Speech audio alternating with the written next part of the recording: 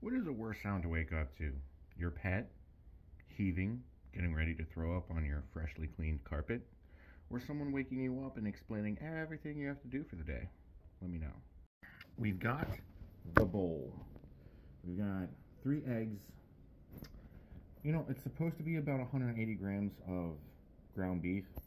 And I cooked up a 1.15 pounds,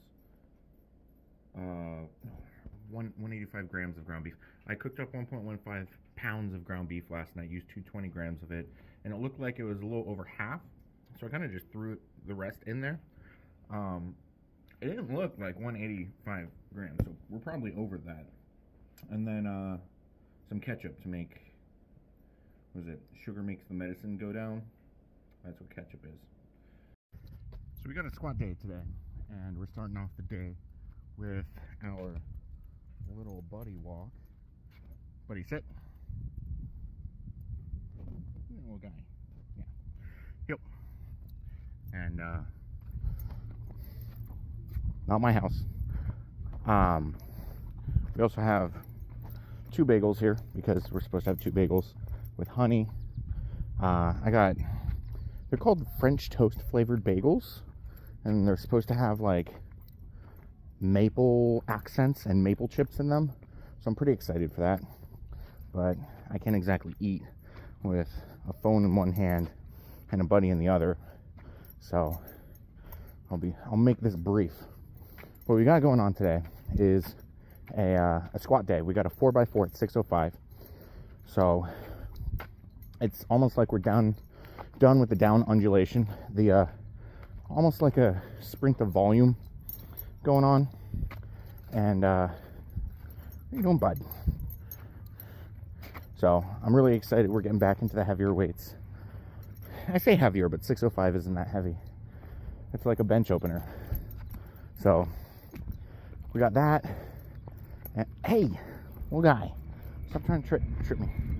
So, the reason my off-season squats are so light is because I have patellar tendonitis, which means the tendons that connect my patellar to my knee and keeps it from drifting and whatnot, super inflamed. And pretty much the whole purpose of a lot of the accessory movements that we have going on with our squat days is to kind of alleviate a lot of the stressors, because I have tight quads. I'm super tight hips, super tight quads, and that pulls everything tighter. So on deadlift days, we're even working the calves a bit to kind of get some elasticity in the muscles to reduce the amount of pull on the tendons around the patella. So we're doing, yeah, that's pretty much all I have to say. I'm really distracted because I want to eat these bagels. So I'm gonna eat these bagels. But he was a jerk the entire walk. He barked at every dog. I really need to work on his leash aggression, but I have no idea how to go about that, and the YouTube videos aren't very helpful. But the bowl, once more, we've got 200 grams of Captain Crunch, changing it up a little bit to something I know I like. Let's have a moment of silence for the epic battle that the roof of my mouth is about to go through.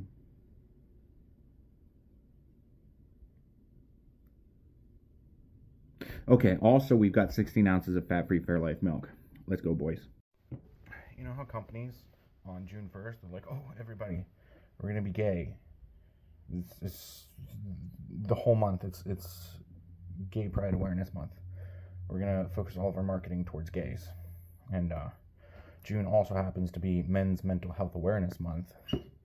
And same thing kind of goes hand in hand with that. Some people, they're like, oh my gosh, we have to push that Men's Mental Health Awareness Month. We have to push that we're supporters of that, and then go around and not. Anyways, protein shake, vanilla flavored, Synthesis, 50 grams measured on a scale.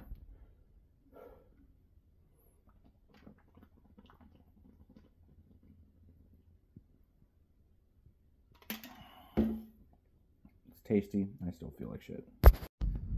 Boys, let's talk about the topic of the day, which will be gaslighting for a moment.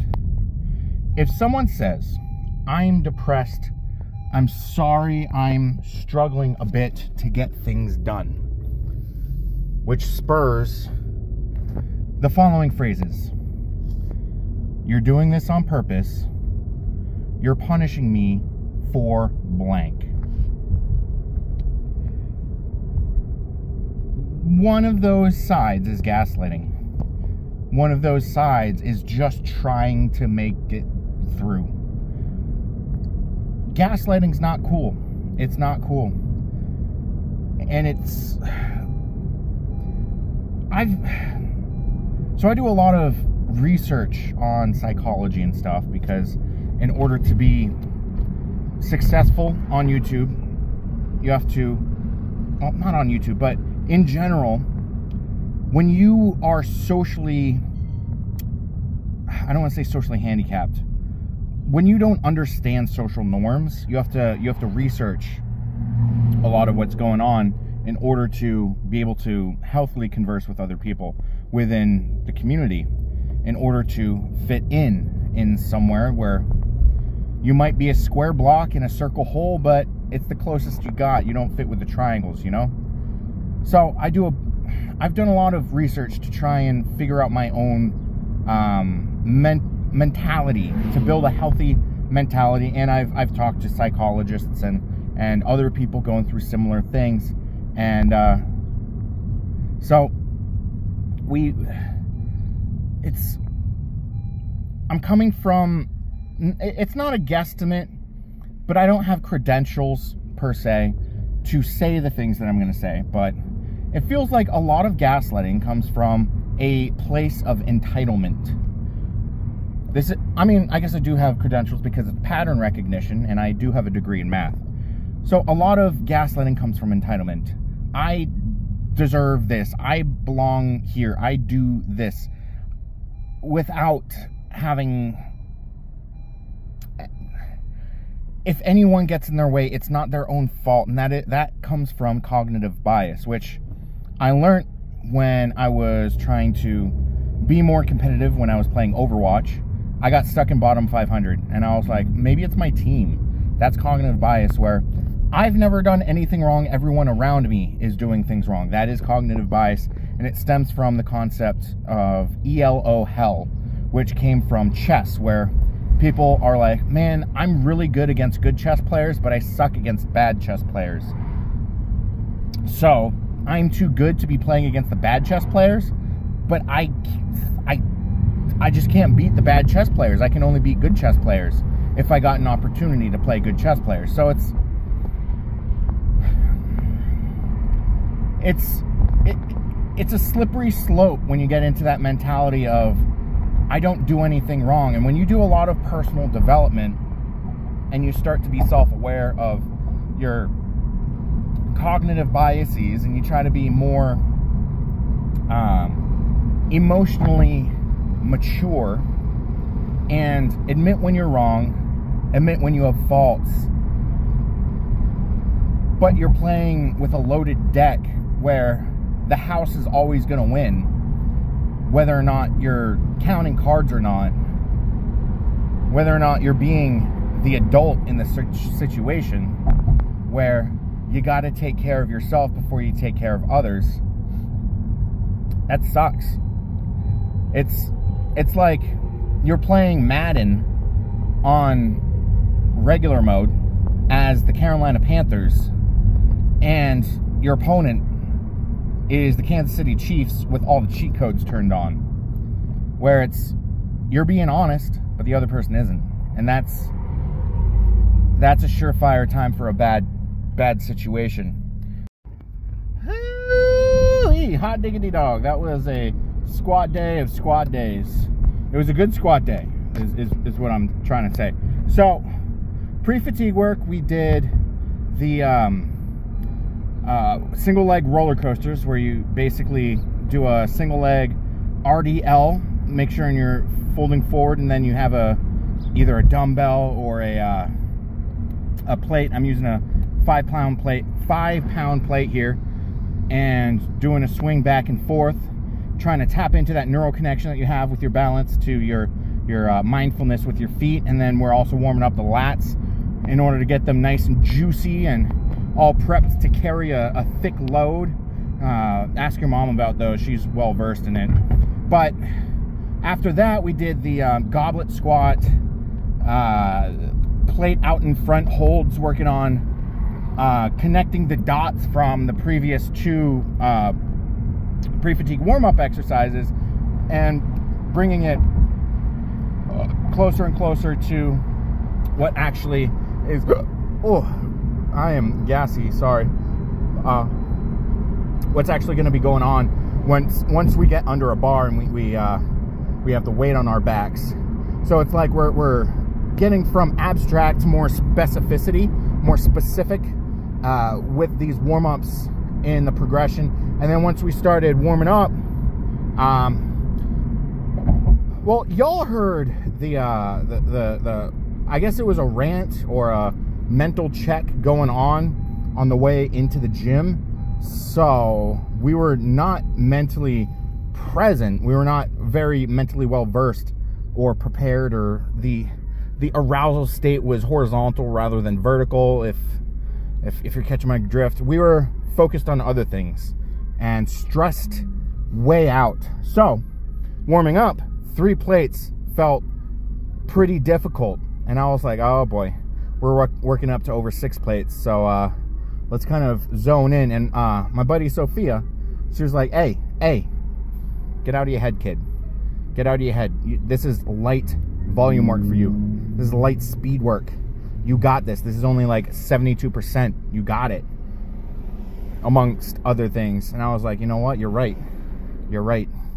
So she pulled me out of the mental gutter there, and we had a pretty good squat day. So first set, worst set, which I guess that means we didn't warm up well enough, or we took too much time in between warm-ups, which, I mean, yeah, we were mentally booped already, so that would make sense. First set, worst set. I ended up pooping on rep number 3, which also distracted me, made rep number 4 kind of foldy-woldy, which is not good. Set 2, kind of a similar thing going on, except we're more focused on staying in touch and in time and in the present with everything. So we took our time, and there's something about girls with blue hair that just, I think it's like how frogs are colorful, you know that they're toxic. But sorry, anyways, I got distracted. There's honey on the corner of the street. Cute. Anyways, set 2, better set, took more time, took our time. Also pooped on rep number 3. At least we're being consistent. But we didn't flub up rep number 4 because we were distracted by our little shorts party. And oh man, pink hair too. Golly gee willikers. Ugh. And then set 3, surprise, we didn't poop ourselves. So we were aiming for 4 minutes rest in between sets. Pooping yourself means that you gotta clean yourself up, and we did not follow the 4 minutes in between sets. So we were not, it was a good squat day, but we were not as fast as I would have liked to have been. But we did kind of get around. We did the 4 minutes rest, but I was about ready to set up for my 4th set after the 3rd set, and the person in front of me started squatting, and I was like, have you ever, like, it's kind of like bowling. I mean, it's gym etiquette 101, but like, it's kind of like bowling where you, if someone is bowling next to you, you don't go at the same time as them. It's, what is it? Lane etiquette. But it's kind of like, if you're squatting in front of someone, you either have to go at the same tempo as them. I was not doing that.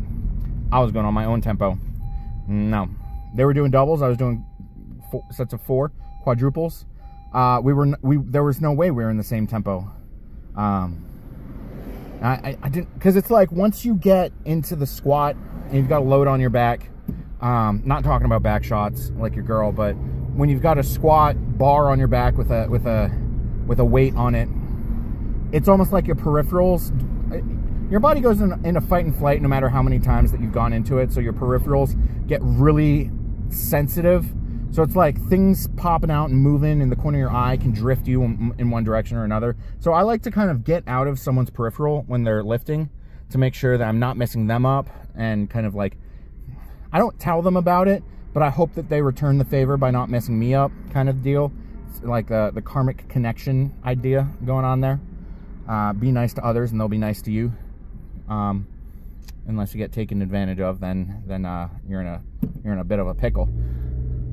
But they started going. I was like, okay, I'll let them go. I'm already a little meh from the previous sets not being according to the rest scheme that I devised up for myself.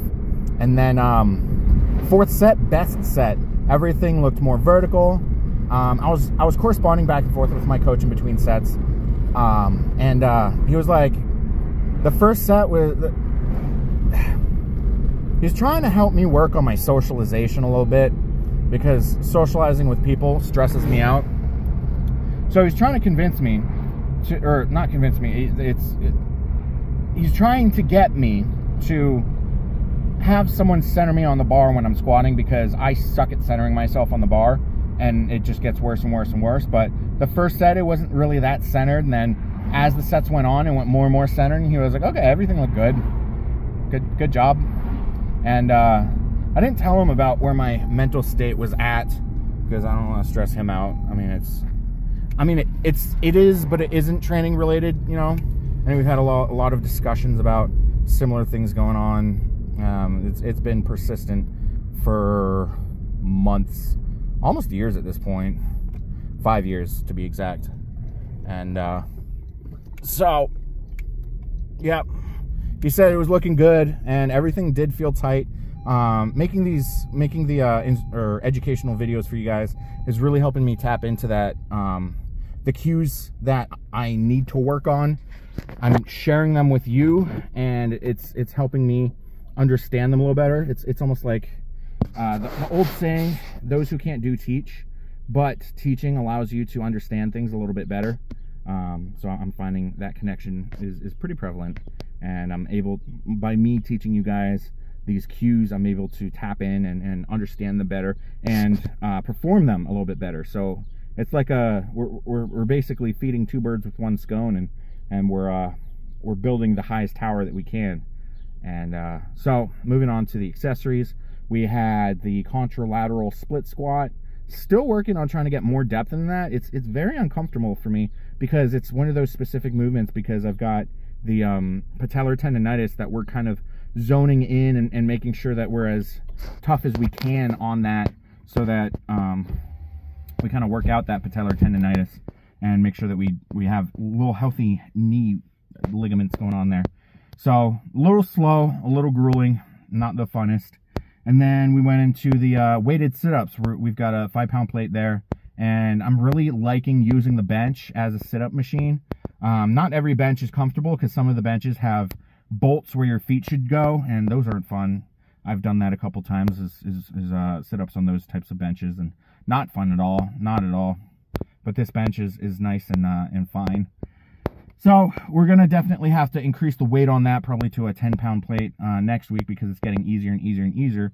Now that we have this setup, we're able to progress it, and we're feeling the gains, and we're actually seeing some results from that. If you couldn't tell from the pump check video that I had there at the end. But anyways, we're home. I'm terrified to go inside, because I'm just gonna get screamed at and yelled at and emotionally manipulated.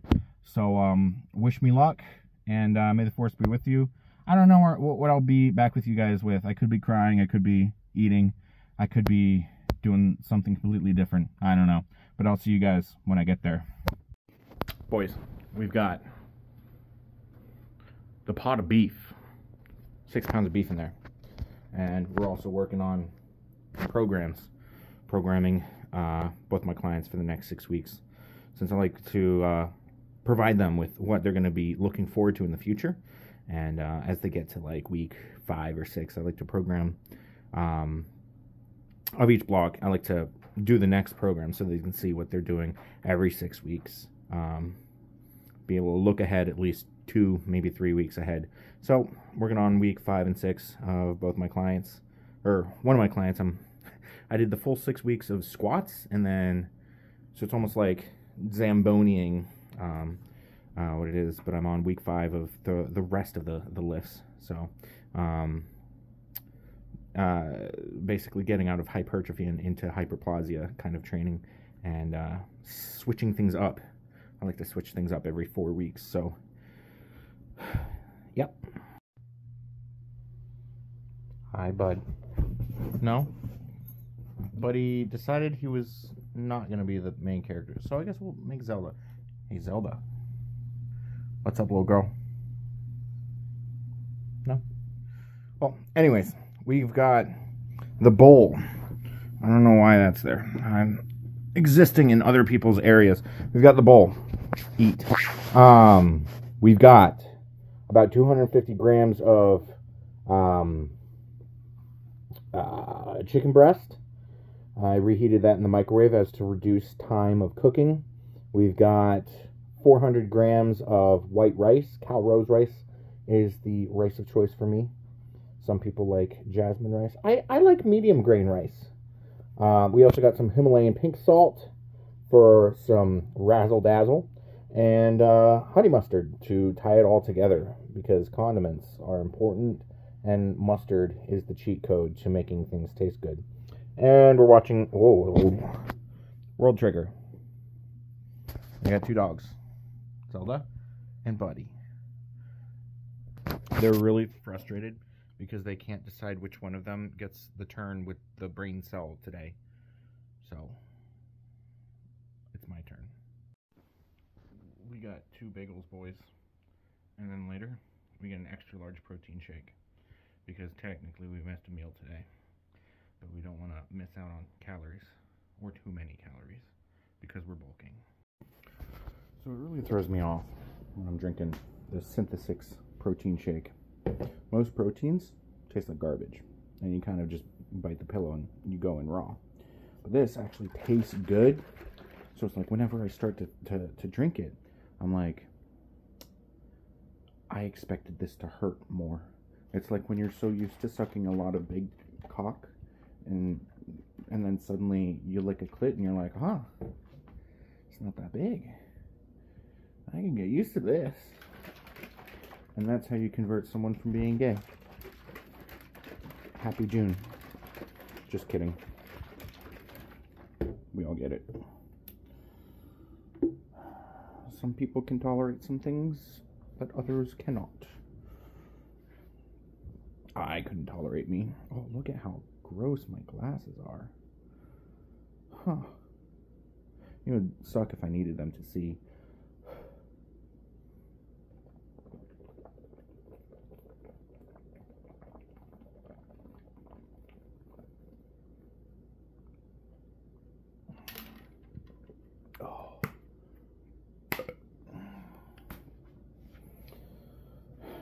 It's real easy to open your throat for it when you actually like it, you know. Anyways, I gotta get my little guy, my buddy pup, up to down to bed, because he has a whole lot of sleeping to do tomorrow. We might as well get that started. It's actually past both of our bedtime, but thanks for watching, everyone. Hope you enjoyed it. Hope you learned something. Hope you enjoyed it. Can't really. What else would you do from this other than learning and enjoying? Inspired? Motivated? I don't know. I wasn't that motivating today. But sometimes you gotta bite the bullet. Sometimes it comes easy. And it's the days where it doesn't come easy that builds your character. So, see you guys in the next one. Patty out.